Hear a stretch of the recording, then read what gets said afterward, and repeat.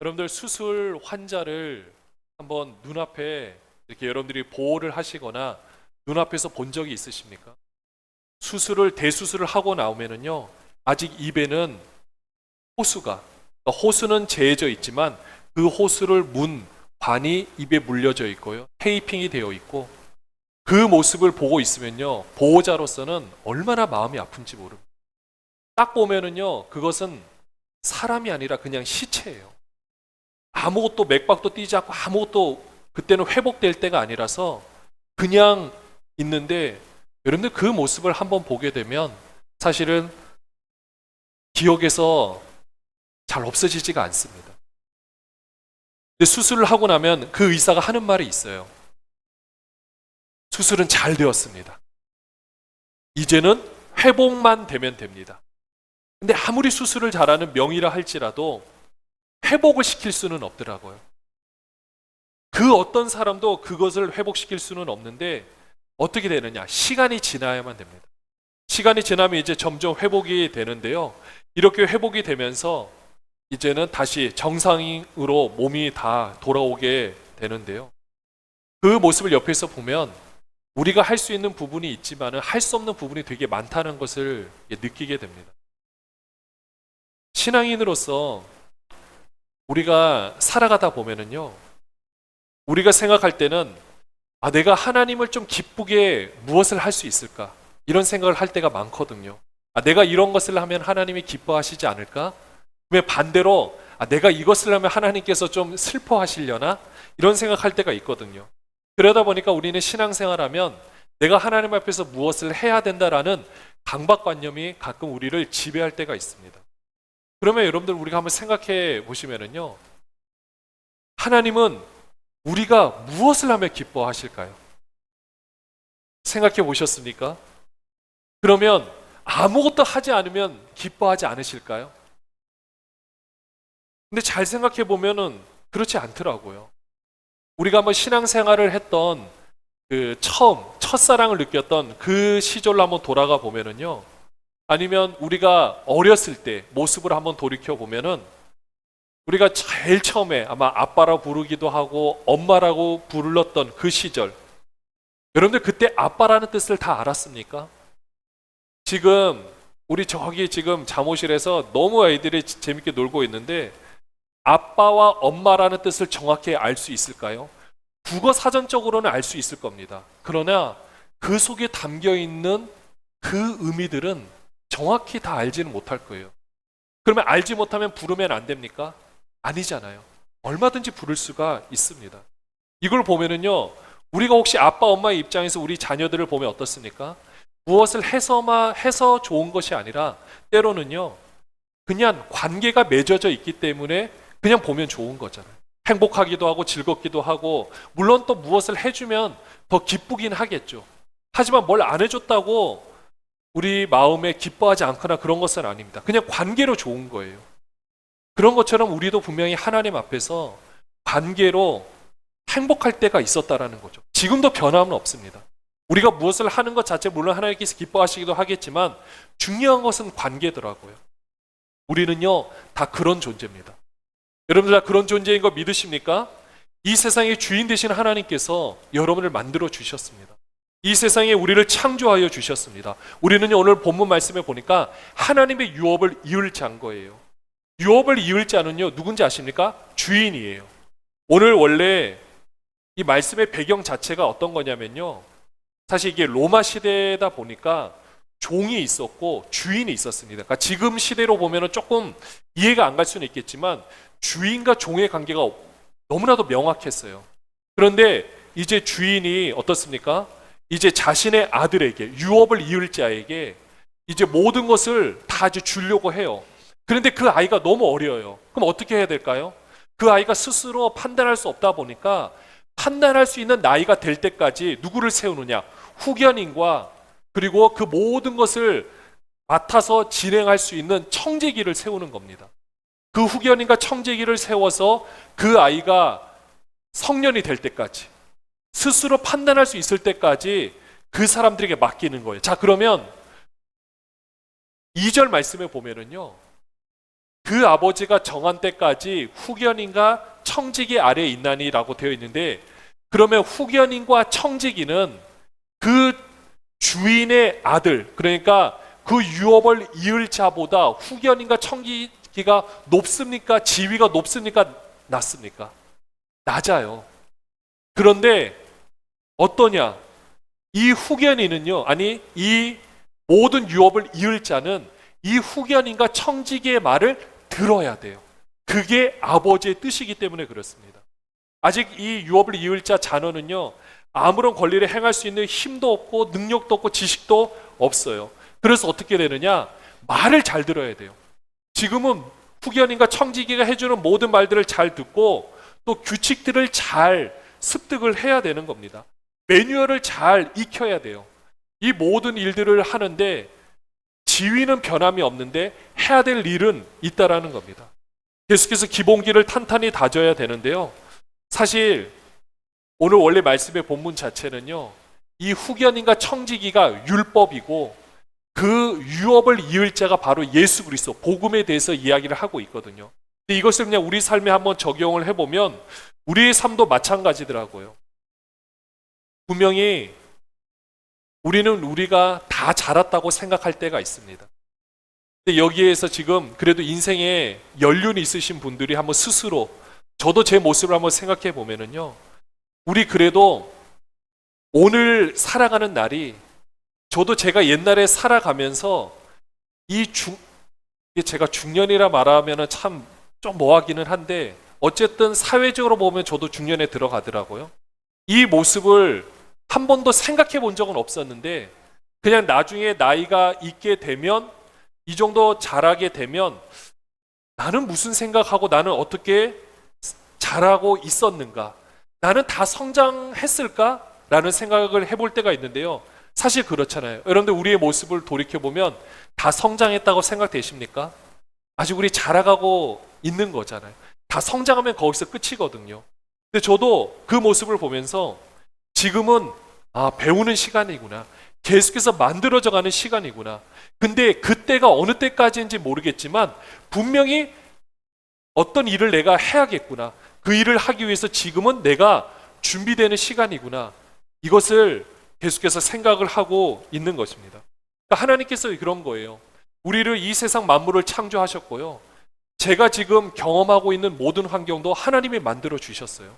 그러면 그 환경 속에서 제가 경험하는 모든 것은 보니까 하나님께서 후견인과 또 청지기를 곳곳에 다 배치를 하셔서 저를 만들고 있다라는 거죠.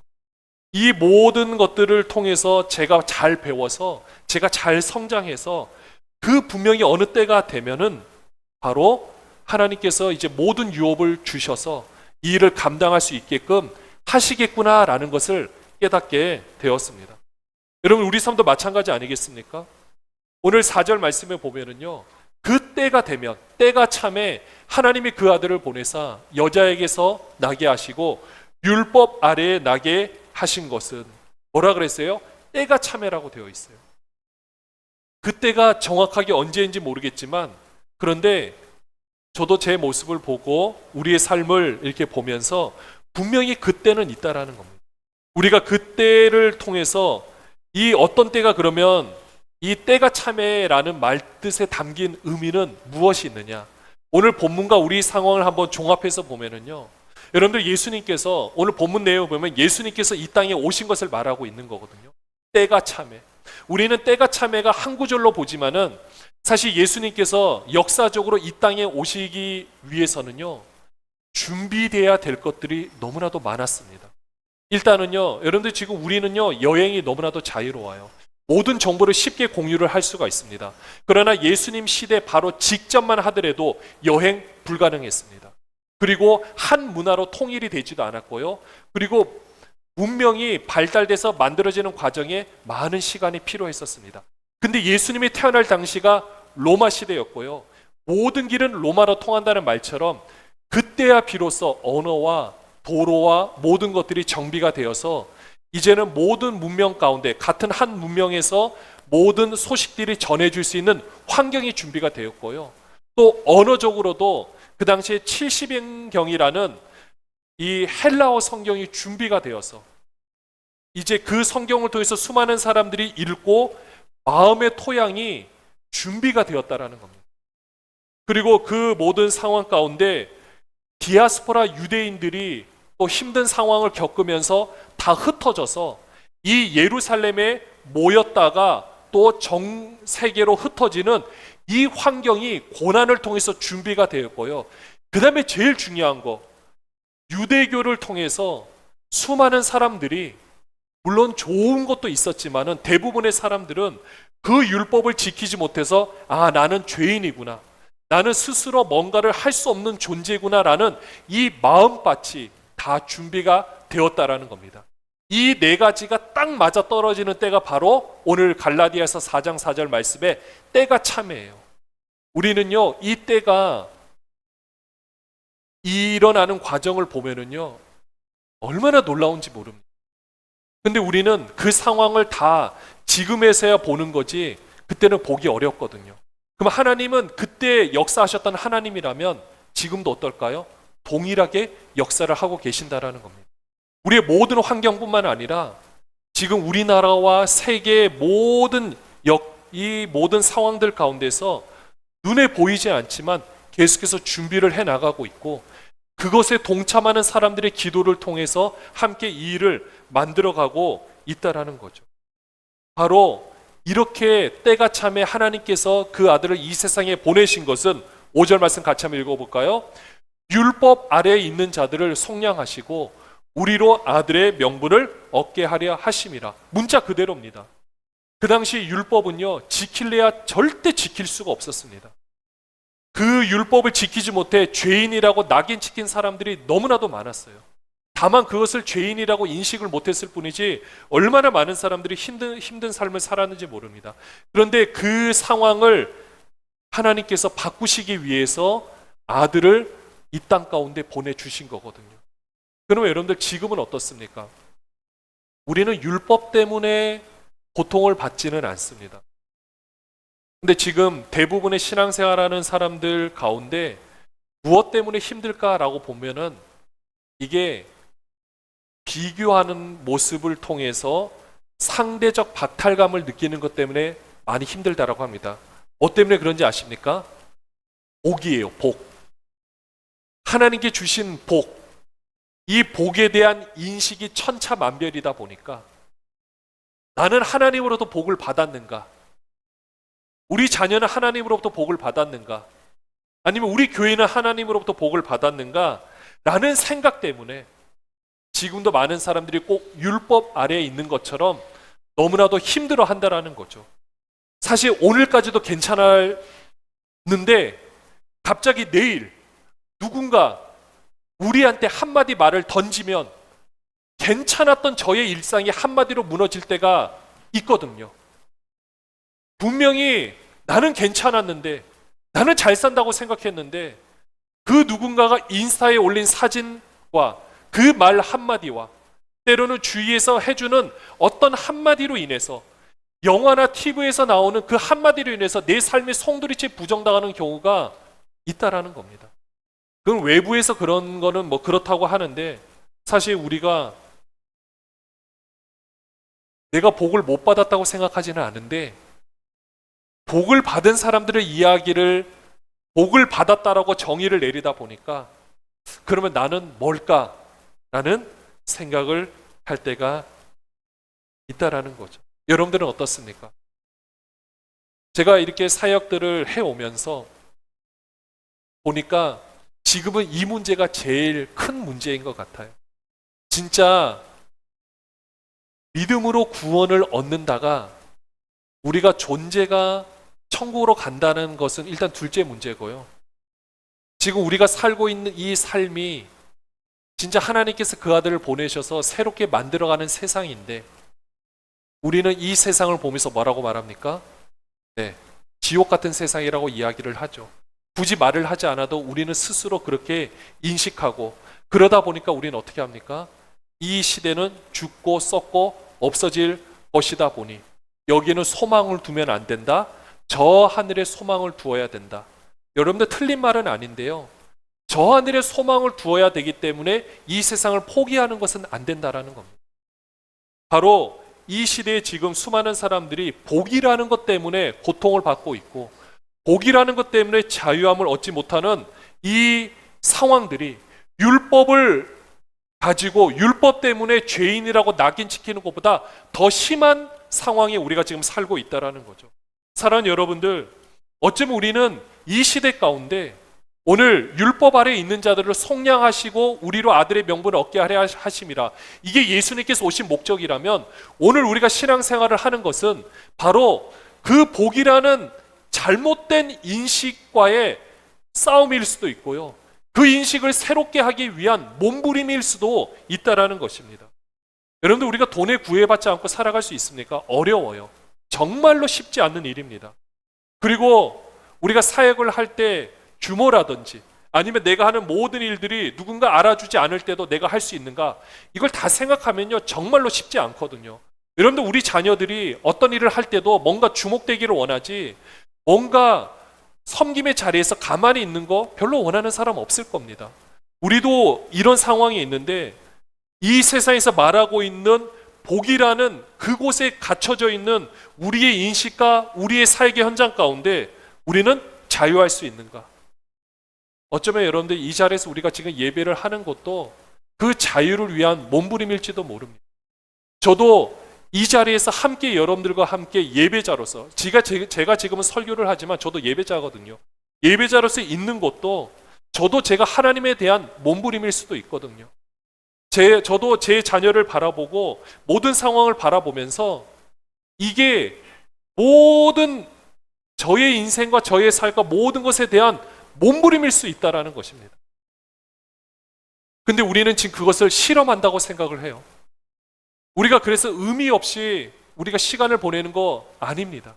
하나님께서 때가 참에 준비를 시켰던 것처럼 지금도 이 뜻을 이루기 위해서 예수님께서 이 땅에 오셔서 죄는 없으시지만 죄 있는 육신의 모양으로 오셔서 그 사람들의 모든 것을 체험하시고 그 사람들을 체휼하신 이후에 바로 그들을 구원하여 내셨던 것처럼, 우리는 이 땅 가운데서 동일하게 복이라는 이 생각 속에 우리의 인생이 송두리째 부정당하는 일이 있다 할지라도 우리는 그 현장 가운데서 우리는 이 사람들을 같이 껴안고 바로 복에 대한 제대로 된 인식, 그리고 물질이 없어도, 때로는 주목받지 못해도, 때로는 규모가 없어도 하나님 뜻에 따라서 내가 하나님 뜻을 구현해내고 있다는 것을 우리는 보여줄 수 있어야 한다는 것입니다. 사랑하는 여러분들, 우리는요 이 세상에 있는 교회들 중에서 이 모든 것이 가능하다는 것을 보여주려고 애쓰는 교회 가운데 지금 여러분이 함께하고 있습니다. 어떻게 보면 인큐베이터 같아가지고요, 언제 숨이 끊어질지 몰라요. 정말 하루하루가 살고 있다라는 기적인 그런 상황일 때도 있습니다. 그리고 그러다 보니 율법에 우리는 매일래야 매일 수도 없고요, 어떻게 보면은 매여일 수 있는 조차 없기 때문에 우리는 열심히 살아내고 있습니다. 그런데요, 분명한 것은 때가 차면은 현재 진행형이라는 거예요. 계속해서 움직여지고 있다라는 것입니다. 원래 히브리어에는요 현재 시제가 없어요. 멈춰 있는 것이 없습니다. 그래서 하나님이라는 존재도 계속해서 흘러가는 거예요. 우리는 시간을 딱 현재로 딱 멈추고 딱 보다 보니 어떻습니까? 내 삶의 결과를 보려고 하는 거죠. 그런데 좀 더 우리가 하나님적인 시각으로 보면은요, 내 삶은 여기 멈춰 있는 것이 아니에요. 계속해서 흘러가고 있다라는 것입니다. 그렇기 때문에 아직 하나님이 끝이 아니라고 하면은요, 우리 인생은 끝이 아니에요. 원래 제가 오늘 이 말씀 제목에 이 제목을 원래 뭐로 붙이려고 했냐면요, 아직 우리의 날은 오지 않았다. 이게 좀 제목으로는 조금 부적절한 것 같아서 맞는 말이긴 하면서 틀린 말도 아닌데 어쨌든 우리의 날은 오지 않은 것처럼 생각되는 거예요. 근데 우리는 살아내고 있는 거예요. 그러면서 힘들 때는요, 왜 이렇게 힘든가? 이게 사역자로서 부름을 받은 게 맞는가? 라는 생각이 들 때도 있는데, 반대로 생각하니까 어제 말씀을 준비를 하면서 이 말씀이 떠올랐습니다. 아, 나란 사람이 이런 일을 할 수 있는 게 얼마나 감사한가. 나란 사람이 이런 환경 가운데도 있을 수 있는 게 얼마나 감사한 일인가. 이 고백이 들더라고요. 그렇게 보면 진짜 지금이 간증의 주인공이지 않는가? 그래서 오늘 7절 말씀에 보면 그러므로 내가 이후로는 종이 아니요 아들이니 아들이면 하나님으로 말미암아 유업을 받을 자니라. 말씀으로 보면 하나님의 아들 예수 그리스도를 말하고요. 지금 현재의 상황으로 보면은 우리 이 모든 상황을 바꿀 우리를 말하고 있는 겁니다. 여기에 계신 분들은 다 하나님의 유업을 받을 자입니다. 여러분들 믿으십니까? 우리는 다 하나님의 유업을 받을 자예요. 받을 자는 이미 보장이 되어 있습니다. 그런데 언제가 되어야 되느냐? 때가 참해. 시간이 필요해요. 근데 그 시간은 다른 거 아닙니다. 하나님 앞에서 이 때가 참회를 통해서 우리를 만들어가고 있다라는 것입니다. 이제는 우리는 종이 아니에요. 저는 그 역사를 함께 보고 싶습니다. 여러분의 인생 가운데 언젠가 시간이 지났을 때 자녀들의 모습을 보면은요, 지금은 우리 눈에 들어오지 않아요. 왜냐? 계속 매일 보니까. 그러나 오랜만에 누구를 보거나 그 옛날 사진 한번 보십시오. 아, 이럴 때가 있었구나. 막 놀랄 때가 있잖아요. 근데 그 역사를 지금 우리는 함께 보고 있는 겁니다. 여러분들 그 역사의 현장 가운데 함께 있는 거예요. 내 삶이 그런 삶이라고 생각하면요, 정말 하나님께서 와, 내 삶을 이렇게 인도해 가시는구나, 이렇게 우리가 바라볼 수 있다라는 겁니다. 그리고 내 자녀를 그렇게 인도해 가시는 거구나. 내가 아무리 몸부림치고 내가 무엇을 하는 것도 중요하겠지만은 때로는 그 하나님의 때에 내 자녀의 인생을 맡기는 것도 너무나도 중요하겠구나. 사실 이것도 연습이 필요하거든요. 내 삶도 마찬가지입니다. 그때가 정확하게 언제인지는 알 수 없겠지만, 근데 중요한 건요, 그때는 내가 가만히 있는 때가 아니라는 거예요. 계속해서 자라가고 또 그때가 딱 되었을 때 바로 이제는 내가 펼칠 때가 분명히 온다라는 것입니다. 사랑하는 여러분들, 지금 이 시대는요, 교회 수가 작아서 우리 대한민국의 성도님들이 불행한 거 아니잖아요. 기독교인이 없어서 이들이 대한민국이 부패하지 않은 것이 아니잖아요. 우리가 이 시대를 살아가고 이 시대에 있으면서 우리들이 해야 될 일은 명확합니다.